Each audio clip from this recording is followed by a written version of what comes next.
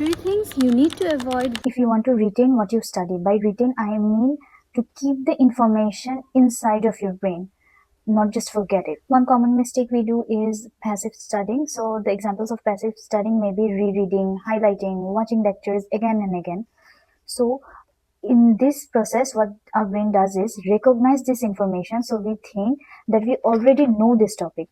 But in exam, what we're tested on is actually the retrieval of this information. Retrieving an information from your brain is very different from recognizing an information. The second mistake we do is cramming without studying. So if we study this one topic once, it is stored in our short-term memory. But if we study it again and again through repetition, it is stored in our long-term memory. And long-term memory is what helps us in the exams. The third mistake we do is we don't make a connection of the theory with the real world. So think about it. The theory is related to the books and we find books very boring, right? And naturally, we find the real world very interesting.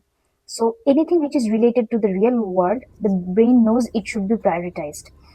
So if we relate this theory with a real world example or information, then our brain will automatically prioritize that information, which will help us retaining that information.